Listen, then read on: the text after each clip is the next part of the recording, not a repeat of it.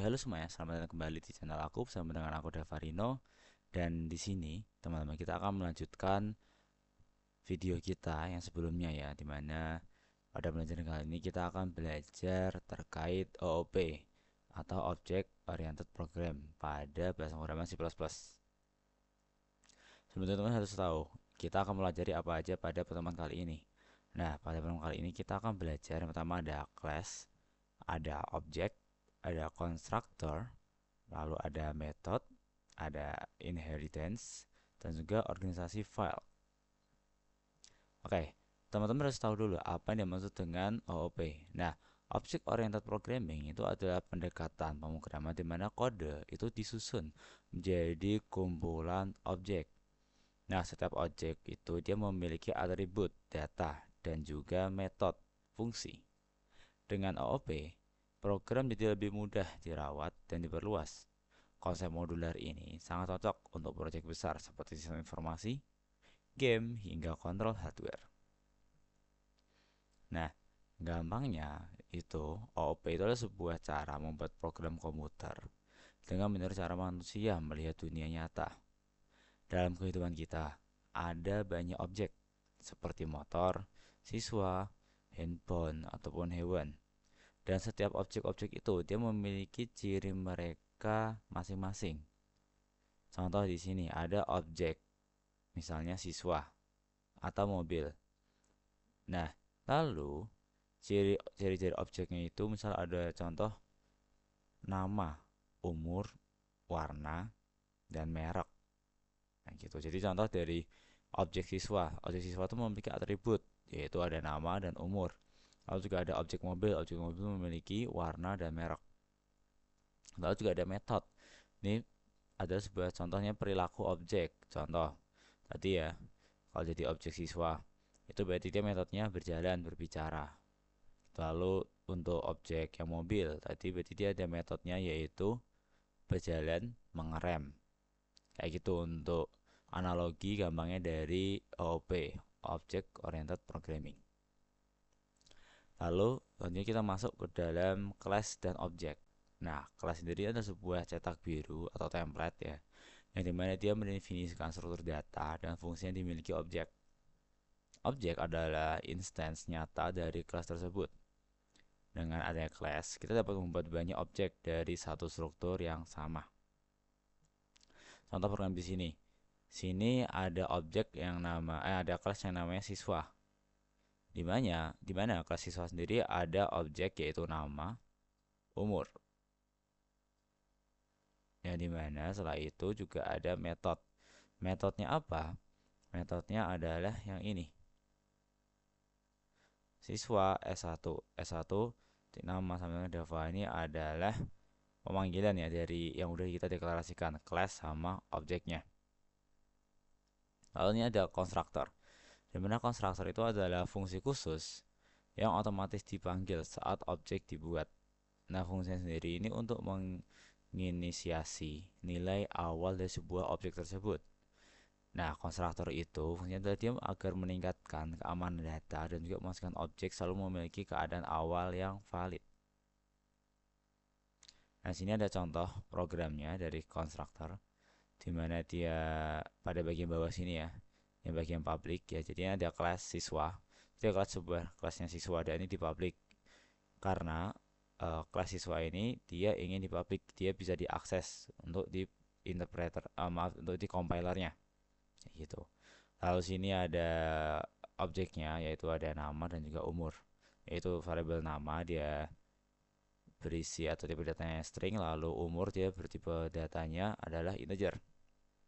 Lalu sini ada sintak untuk konstruktor di mana dia memanggil lagi untuk kelasnya di siswa lalu kurung string n in u, berarti dia ada variable n tipe data string dan variable u tipe data integer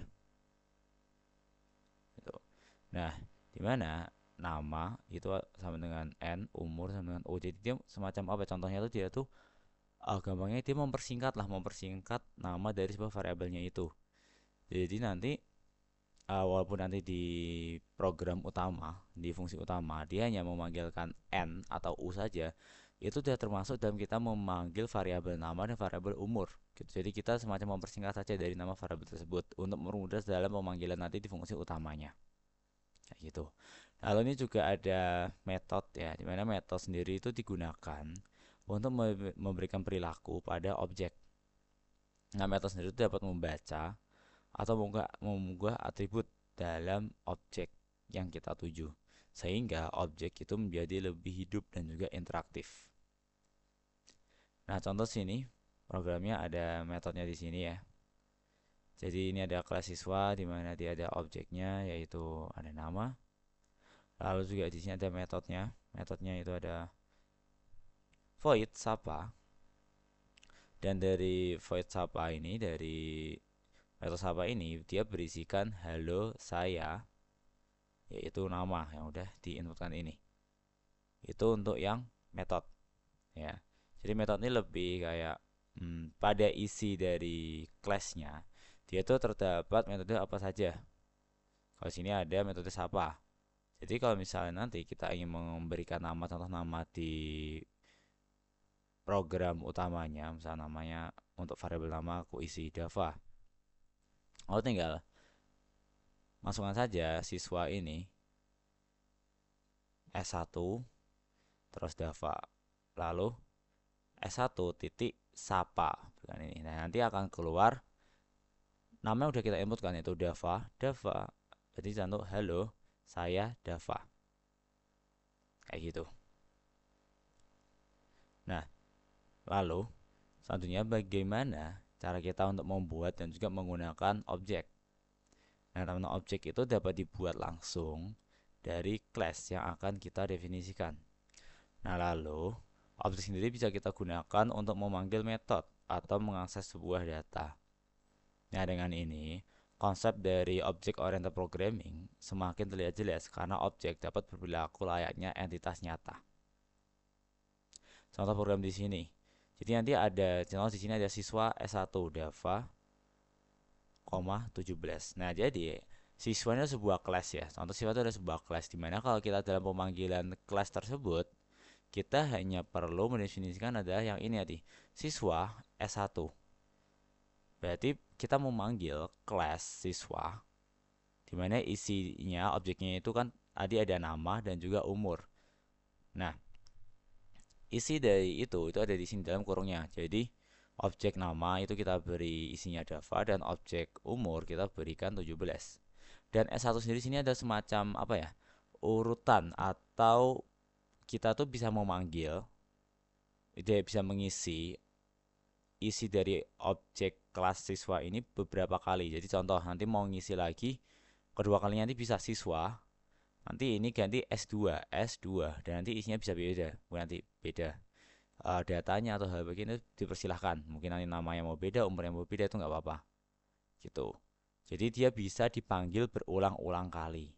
Gitu. Dan nanti cara kita mengoutputkan itu tinggal nanti S1 titik sapa. Kita menjalankan tadi yang program yang sapa tadi urutan pertama, urutan data-data yang pertama ini Dava dan umurnya 17 kayak gitu. Jadi halo, nama saya Dava, umur saya 17 tahun.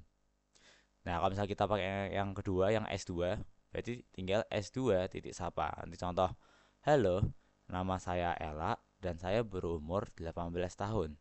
Kayak gitu. Begitu juga bisa seterusnya kita bisa memanggil ya atau kita menjalankan kelas siswa ini berkali-kali. Entar dari kita urutan yang pertama, terus S2, S3, kita bisa mengisi terus data-datanya. Itulah fungsi dari yang namanya Object Oriented Program. Tuh. Nah, lalu kita lanjut ke dalam inheritance atau pewarisan, di mana inheritance ini memungkinkan sebuah kelas untuk mewarisi atribut dan fungsi dari kelas-kelas lain. Nah, dengan ini kita bisa membuat struktur kode yang pastinya itu lebih efisien. Memakai kembali kode lama tanpa menulis ulang. Contoh program di sini. Jadi di sini ada dua kelas, di mana ada kelas hewan dan juga ada kelas kucing. Nah, contoh di sini pada kelas hewan, public objeknya itu ada objeknya atau juga ini kalau kita lihat di sini itu metodenya ya, metodenya itu adalah metode makan. Dan dari metode makan itu tuh isinya adalah sebuah output yaitu sedang makan. Nah, lalu lanjut ada class kucing, dimana sebenarnya isinya tuh hanyalah metodenya itu meong, dimana isi dari metode meong itu output yang berisi meong gitu. Nah, jadi penurunan atau pewarisan yang dimaksud adalah kita bisa memasukkan metode yang dari hewan ini, metode dari kelas hewan ini kan adalah yang void makan ini. Kita bisa memasukkan void makan ini ke dalam isi dari kelas kucing ini dengan cara pada kelas kucing kita titik dua, lalu public hewan kita masukkan publiknya itu yaitu public hewan. Jadi isinya ini, isi dari yang void makan ini yang ada pada kelas hewan, dia otomatis langsung masuk ke dalam kelas bagian kelas kucing. Jadi seperti tadi namanya, kita mewarisi isi dari masing-masing kelas. Kita bisa menambahkan fungsi dari masing-masing kelas yang udah kita tambahkan kayak gitu teman-teman. Nah, lalu juga reminder lagi, kita juga harus memisahkan file OOP. Nah, dalam pengembangan profesional pastinya, kelas itu biasanya dipisahkan ke beberapa file. Sama seperti pertemuan sebelumnya yang kita belajar juga bahasa C++. Karena juga ini cukup penting ya untuk memisah file pada pemrograman. Termasuk C++. Nah, jadi contoh di sini .hpp ini untuk deklarasikan sebuah kelasnya. Kita mau membuat kelasnya itu namanya apa aja. Mungkin ada kelas A, kelas B, kelas C, kelas D, kayak gitu. Lalu nanti untuk yang .cpp itu untuk implementasinya. Nah, contoh kita mengisi contoh pada kelas A, kita mau isinya mau ada apa aja. Contoh kita mau berikan objeknya itu ada apa saja, lalu juga metodenya kita mau isikan apa aja, fungsinya dan sebagainya. Gitu. Dan nanti di main.cpp itu untuk eksekusinya saja kita hanya perlu mendeklarasikan atau kita perlu menambahkan saja nama-namanya dari kelas, lalu kita ingin mengeksekusi seperti apa gitu. Jadi kita bisa lebih mengontrol, kita bisa lebih memanajemen file programnya termasuk dari ini file OOP-nya agar kita lebih mudah dalam menjalankannya sebuah program itu, juga agar program atau project ini itu dia bisa lebih bersih, lebih terstruktur dan juga mudah dikelola oleh kita gitu.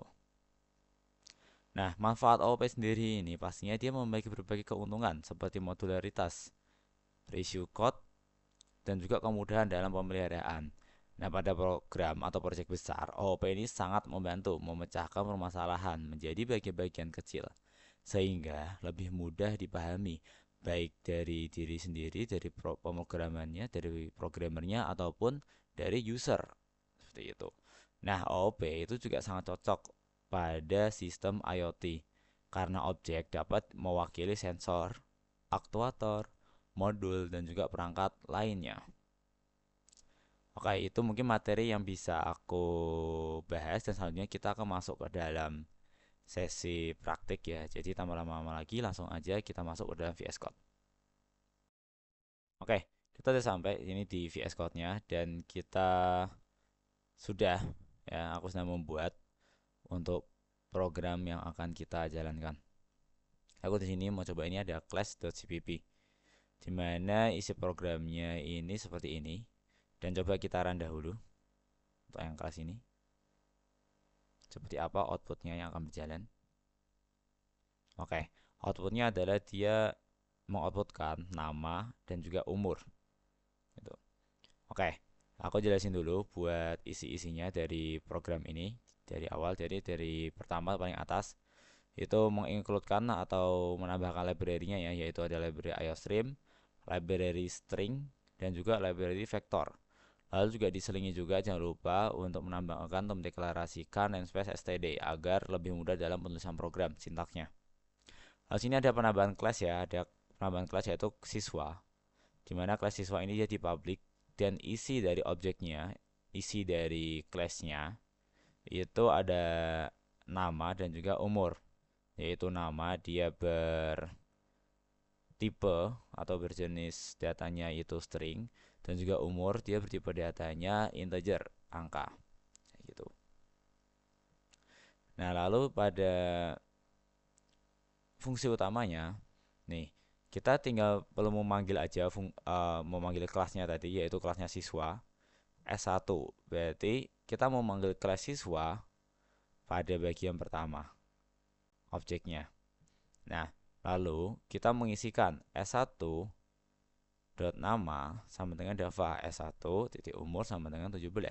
Berarti pada fungsi yang di sini itu kita mengisi pada kelas siswa yang bagian pertama ini S1 nama, itu nama variabel namanya itu berisi Dava dan variabel umurnya berisi 17. Kayak gitu. Dan nanti bisa kita outputkan dengan cara ini, cout nama, lalu setelah itu kita beri tadi S1 titik nama, yaitu isi yang udah kita berikan tadi ini. Itu. Lalu juga begitu yang umur, ya cout umur, ya. Lalu juga kita mau manggil S1 dot umur. Jadi kita mau manggil kelasnya lagi.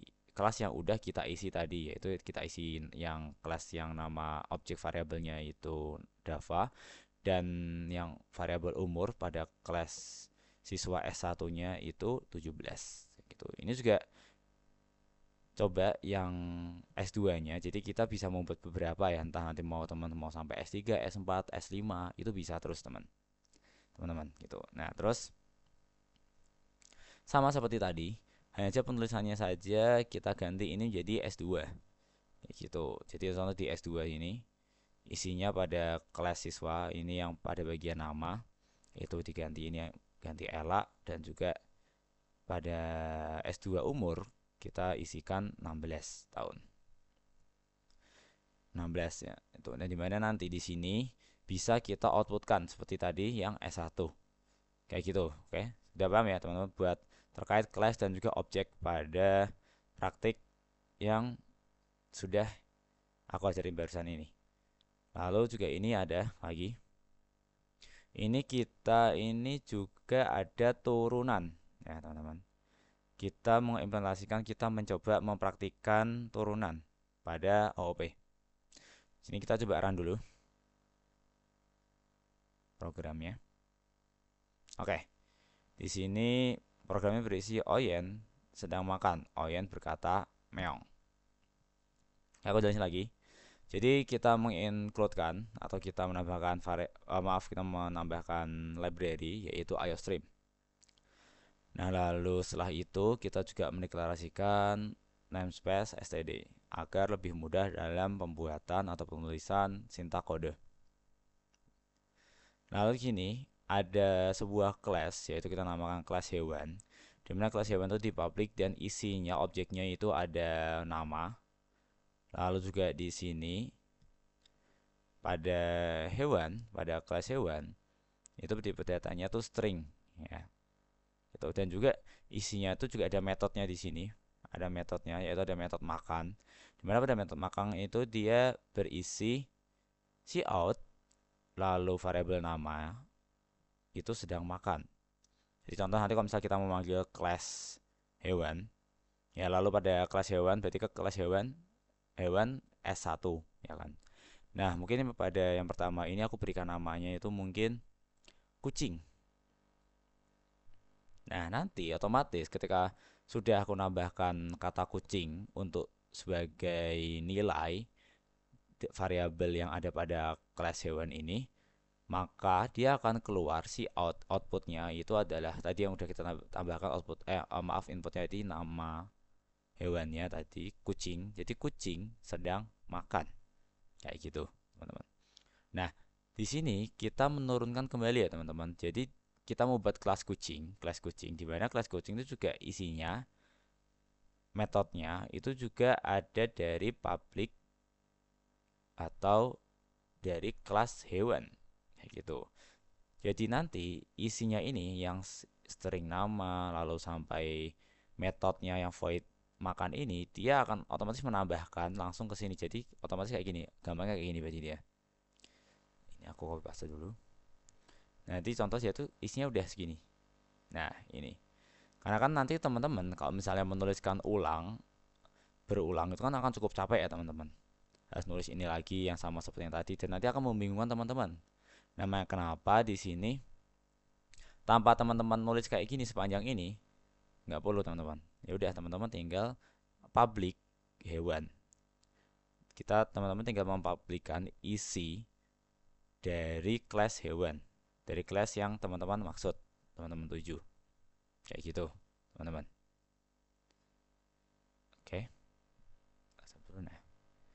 Nah, lalu pada kelas kucing, dia isinya atau objeknya itu dia ada tadi hewan tadi ya. Nama yang udah disebutkan tadi. Nah, lalu ada juga metode dari namanya adalah metode suara, di mana metode suara sendiri ini berisi output, yaitu si out lalu nama, dan isinya adalah berkata meong, itu. Nah, jadi saat pemanggilan di menu utama kita hanya sedikit guys, nih dikit banget segini doang. Nah, dimana kalau misalnya kita nggak menggunakan OOP, itu akan cukup panjang teman-teman dalam pemanggilan, dalam membuat output yang seperti ini. Itu.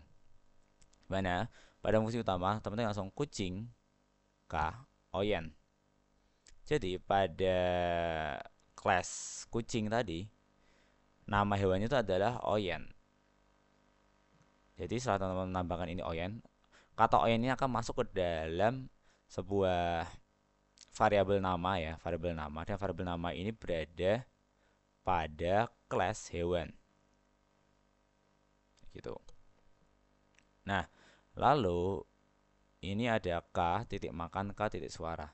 Karena tadi k titik makan makan itu adalah sebuah metode yang ada pada hewan, dan suara itu adalah metode yang ada pada kelas kucing. Tuh. Nah, kenapa bisa digabung? Nah, karena tadi lagi-lagi pewarisan.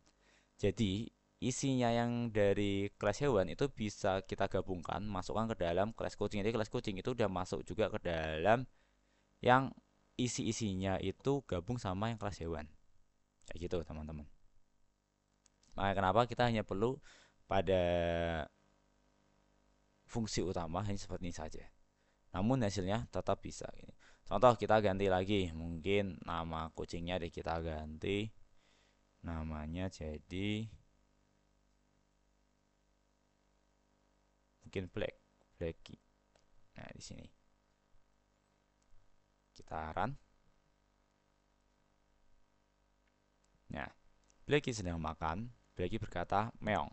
Tuh, jadi itu akan sesuai dengan apa yang kita inginkan. Gitu. Nah, lalu di sini yang terakhir, teman-teman, eh, kita pada program OOP ini juga bisa kita organisasi atau kita bisa memanajemen file-filenya. Seperti pertemuan sebelumnya, kita bisa membuat .hpp dan .cpp. Kita bisa mengorganisir agar programnya, filenya atau projectnya ini bisa lebih terstruktur. Contoh di sini, .hpp-nya ini ada isinya adalah hanya mengincludekan ya istilahnya, atau mendefinisikan kelas yang akan kita bawa, kelas yang akan kita tambahkan itu apa aja, dan isi metodenya itu apa saja, termasuk juga dari objek-objeknya dari masing-masing kelas. Nah, lalu yang siswa.cpp-nya itu adalah isi dari kelas yang akan sudah kita definisikan pada yang .hpp itu. Contoh di sini ada pada nanti di kelas siswa itu ada metode perkenalan, yang dimana metode perkenalan ini isinya adalah output halo saya, lalu ada variabel nama, lalu setelah itu ada kata lagi, dan umur saya adalah variabel umur tahun and line. Nah, dimana di main CPP-nya teman-teman hanya tinggal memberikan eksekusi yang teman-teman inginkan. Tuh, coba kita run dulu pada bagian di sini main CPP-nya. Oke. Jadi di sini outputnya ada hello, saya Dava dan umur saya 17 tahun, dan juga hello, saya Rizky dan umur saya 18 tahun. Nah, jadi di sini kita hanya perlu memberikan eksekusi programnya pada main CPP. Di sini ya kita memberikan kelas siswa tadi yang sudah dibuat pada siswa.cpp dan siswa.hpp. Nah, lalu juga pada dimensi PP-nya ini juga kita hanya perlu pada menu utama atau fungsi utamanya. Seperti ini saja guys, siswa S1 isinya ya. Siswa S2 isinya apa aja. Jadi pada kelas siswa pada bagian pertama itu kita berikan datanya apa saja. Lalu pada kelas siswa pada bagian kedua kita berikan datanya apa saja. Nah, itu langsung aja S1 perkenalan, S2 perkenalan. Di mana perkenalan sendiri, teman-teman, dia berada di main sini dan isinya itu atau deklarasinya ada di siswa.cpp dan siswa.hpp. Jadi hanya perlu di sini hanya kita mengeluarkan yang perlu kita eksekusi saja. Untuk hal lainnya bisa kita masukkan ke dalam siswa.cpp atau siswa.hpp. Itu cara memanajemen sebuah file program OOP. Tuh, nanti teman-teman silahkan ya dicoba di tempatnya teman masing-masing. Nanti sekali ada pertanyaan, ada yang kesusahan silahkan nanti aku berikan waktu ada di komentar, silahkan teman-teman berkomentar ketika nanti ada kendala. Oke, mungkin itu cukup yang bisa aku sampaikan. Sekiranya ada salah kata, mohon dimaafkan. Terima kasih. Selamat berjumpa di pertemuan selanjutnya. Dadah.